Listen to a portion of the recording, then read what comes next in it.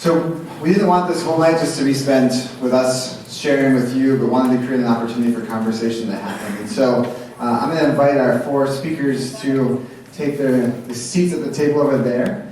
We're going to open up the space for people to ask questions that they have, questions that may have come up in the process of the talks that we just heard, and give the panel an opportunity to respond. So if you guys want to come up now.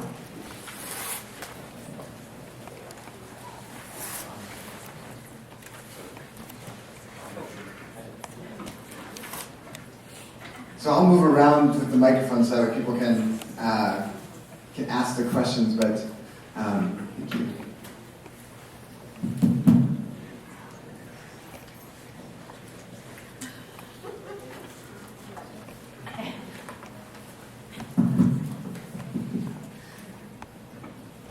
Hi, my question is for Dr. Sander. Is that right? How much? I don't know if you said 90 times, or maybe it's a lot more than you presented this in years. How many times has that been in a university setting, giving this information to future educators? 0.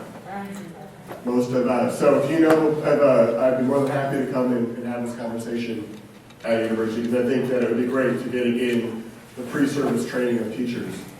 That'd be great. Thanks.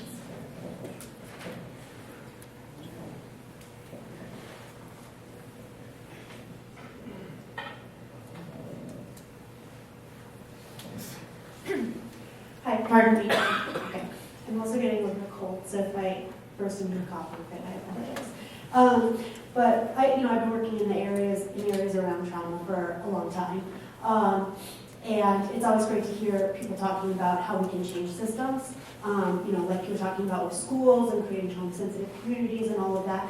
But I also wonder about how can we, as a community, also acknowledge the ways in which we are complicit in perpetuating trauma through systemic oppression, whether that's rape culture, supporting the police state, military industrial complex, all these various ways in which people are how can we, as community members, help prevent trauma rather than just respond to trauma? Do you have, is that something that people that you're working with in these various pockets of trauma work, is that something that people are talking about? And yeah, how can all of us apply that? I can just respond to someone from the addiction standpoint of one of our clients or the program. Is that for them, they're walking back into those environments, those hostile environments. They're survivors of rape. They're survivors of, the police and, being incarcerated, those types of things. I guess my response would be is that hopefully we can give them the tools and the vocabulary to be able to talk about that trauma to other people in that community when they're in recovery. That's just my first response to that. I think there's a part of that is word of mouth, and it's about just talking about, because look, I look different than I did before. I look healthy. I'm in a different place.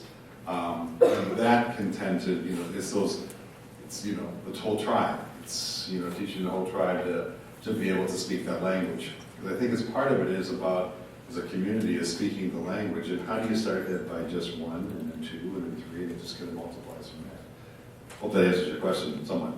I think that to add to that, in order for trauma to become problematic, right, we need a culture of silence. And so the more we talk about it, the more we do express, I don't think that's okay, or hey, what just happened wasn't, that's not normal, I remember the first time that I had a client commit suicide. Went the whole night, woke up the next day. I thought maybe I should tell my boss about this. And I'm sitting there, and another therapist comes up, and he's like, Hector, what are you in line for? We'll see the boss, and we'll see who needs to go first. I'm like, I had a client kill himself last night. I thought I should tell her.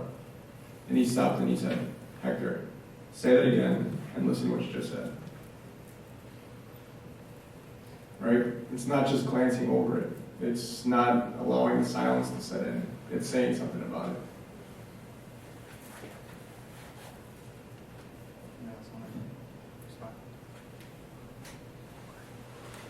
I think for me, it's just also how we are. I mean, a little bit, for a second, I think it's like how we are in the world and just how you interact. And I think, in our school districts right now, there's, a lot of training on diversity and microaggressions and a lot, there's just a lot that's being put on educators. And I think that is good. But I also think we also need to do and just be. And so I think the more that we can be showing through our behavior how we want others to be with us and how we would like others to be with each other.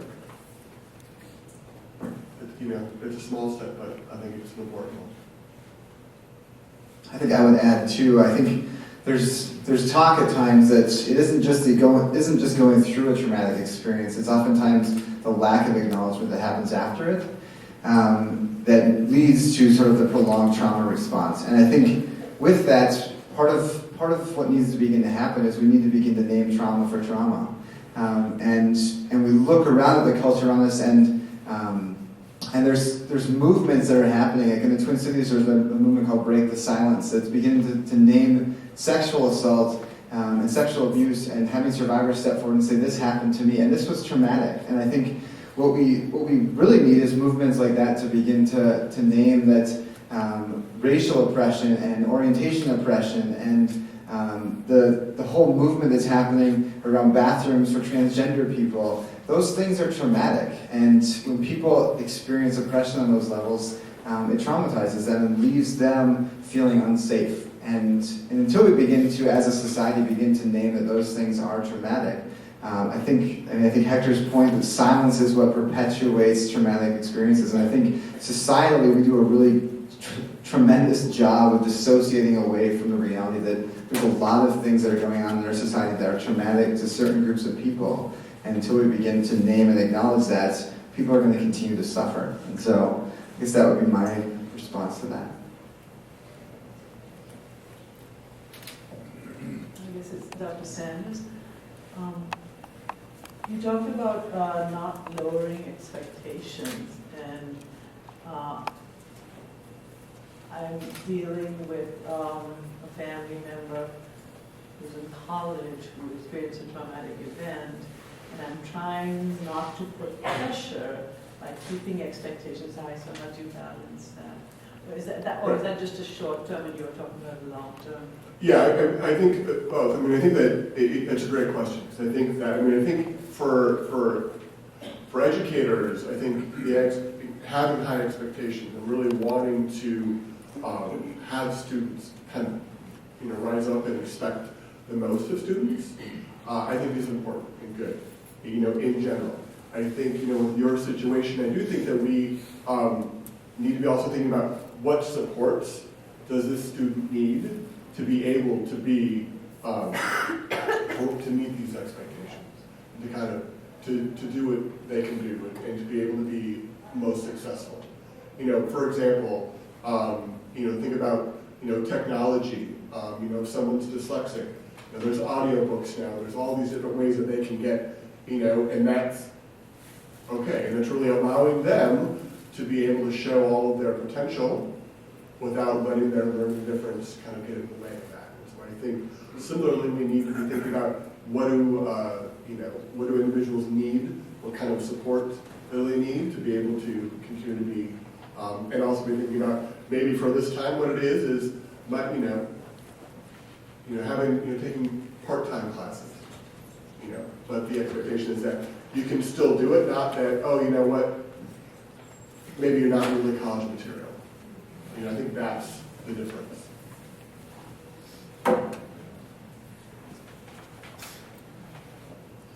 This is for Sander again, but how are you, or is there any plans to make sure that this information is getting out past just the general public high schools and it's getting to the charter schools and the smaller funding schools and stuff along those lines?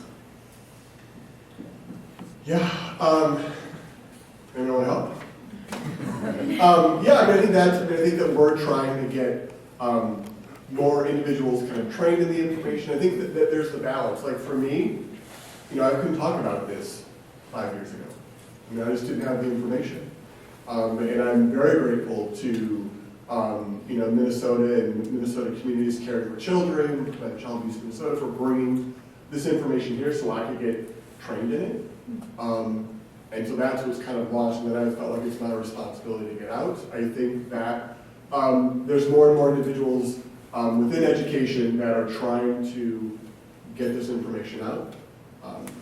But I think we also want to balance that with getting kind of the right information out and high quality information out to folks. So if anybody wants to help, let me know. But yes, absolutely.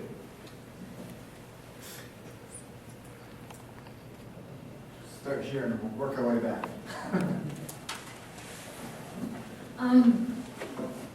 Partially for Mark, but for any of you actually, everybody talked about self-care, and how important self-care is, and it's one of those things that makes me mad. So I'm interested in how we start to change the environment of professionals and providers so that we have safe places to talk about. This is getting on my trauma. And instead of, I need to be professional and not have this affect me. And then with teachers, Mark, I was curious, have you ever thought about, with the school mental health clinics, offering one therapist who would be available to work with the adults in the building? That's a whole other conversation. No, I think it comes up, it gets tricky because, kind of dual relationships because we're really there, mostly for the kids. But I think, in education, and I'll pass it over to Paul, talking about the mental health providers, but I think in education,